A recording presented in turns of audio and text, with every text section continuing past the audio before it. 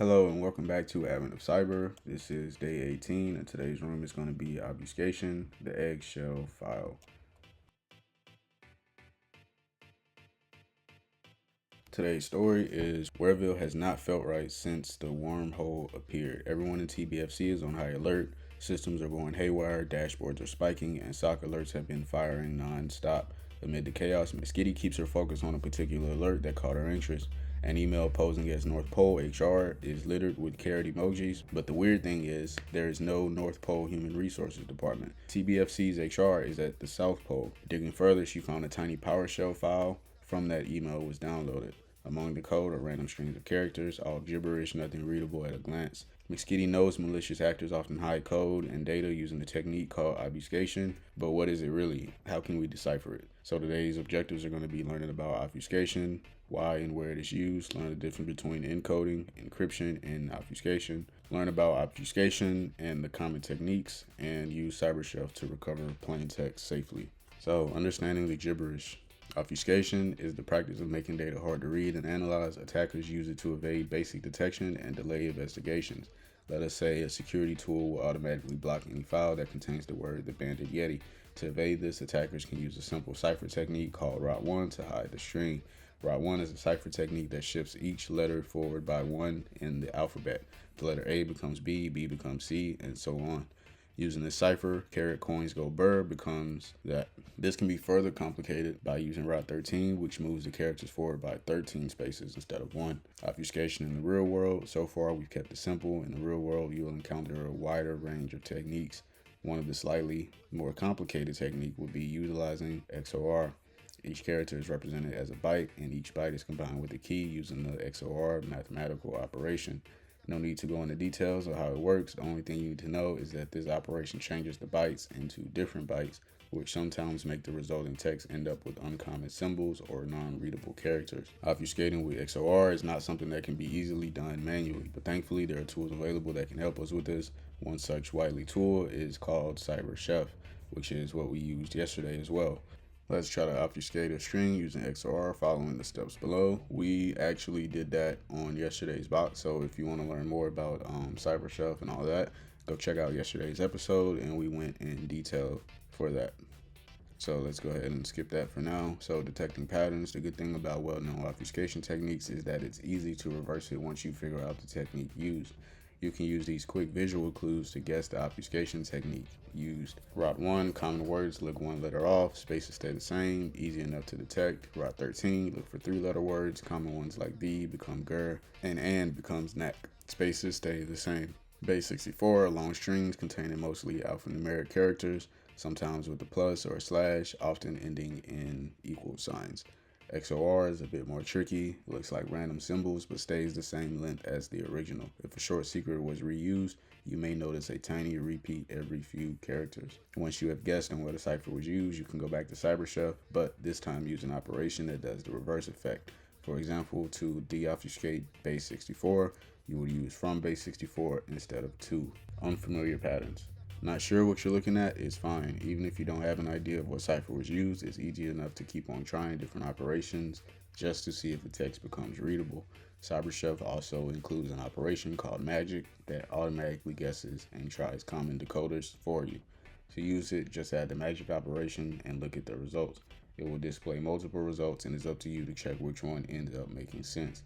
You can even check intensive mode to make sure it tests more possibilities before giving up. Of course, this won't catch everything, so use it as a hint to help you in figuring it out. For example, one of the questions below cannot be fully solved with the magic operation alone. Unwrapping the Easter egg. Luckily, McSkitty detected something fishy in the email we received. She extracted a PowerShell script from the PDF and put it on an isolated VM to figure out what it's doing. There is some obfuscation in the script. Can you help her understand what it is? Open Santa Stiller PS1 located on the desktop in Visual Studio by double-clicking it. It takes a moment to open. Okay, so the Santa Stealer, we'll go ahead and right click and open with Visual Studio Code.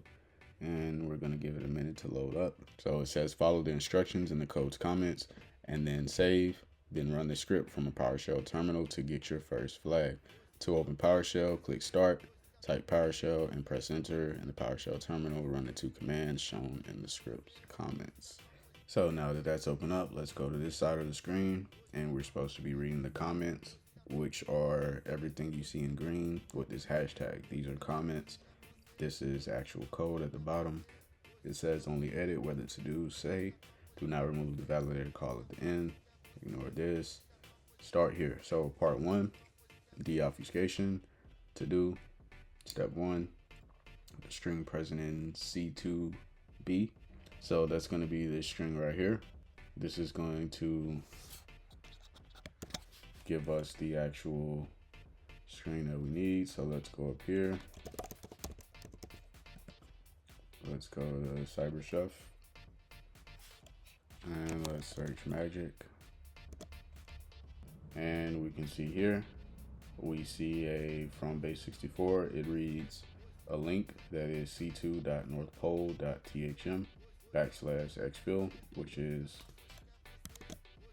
what looks like our, so it looks like there's more. It says place. So let's try to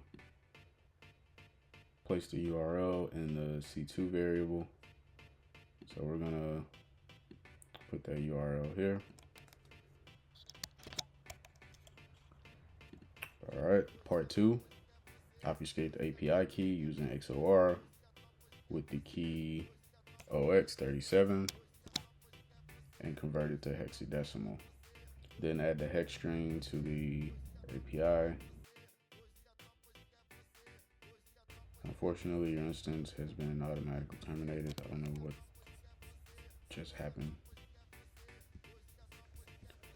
Okay, second time is a charm.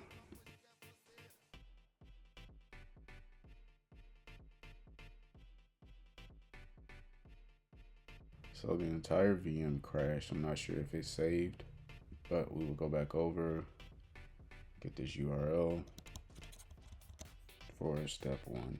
Okay, so the C2 URL.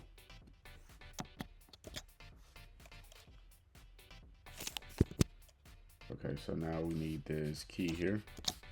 So we need the actual API key.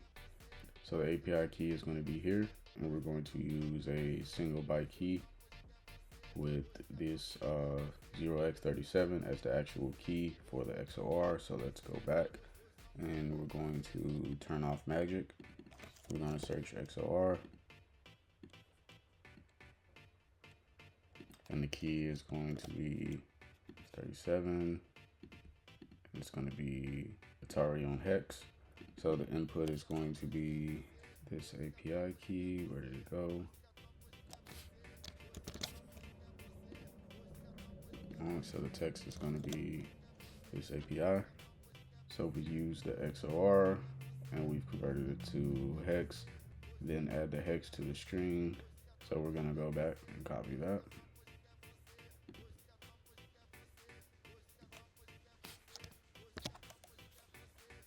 All right, so we can see that it added a couple weird characters here, but it should be okay. Convert it to hexadecimal, then run the hex string to this variable, then run this script again to receive flag number 2.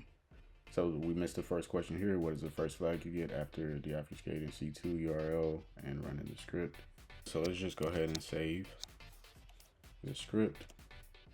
And then we're gonna hit the play button. Okay, there we go.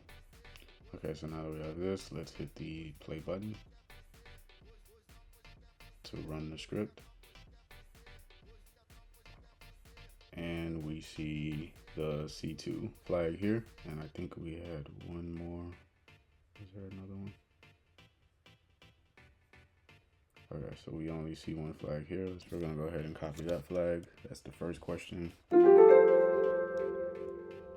So what is the second flag you get after obfuscating the API key and running the script again? Pretty sure we already changed it, so maybe we will. So it says here, incorrect XOR obfuscated API hex. So something went wrong with the API key portion. So we're gonna go back to part 2 and see where we went wrong. So we need to use a XOR single byte. So let's see. So the XOR is going to be 0x. Let's go back again. So the key is here. So I guess after we have to take it to hex after the fact, and let's try it with this.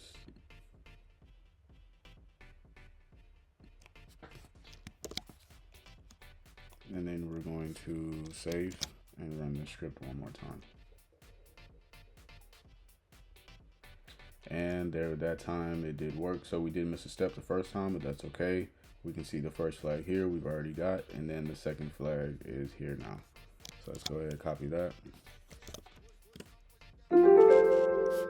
And it looks like that's the last question. Today was a pretty short box, but we did learn a little bit more, adding on top of what we did yesterday with CyberChef. So yeah, it says if you want to learn more about obfuscation, check out Obfuscation Principles Room. If you want to check that out, that may be something you're interested in. But for now, we're just going to end this box out.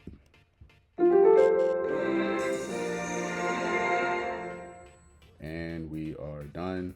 We've completed today's box. If you enjoyed watching, please hit the like button, please hit the subscribe button, and I will see you for tomorrow's challenge.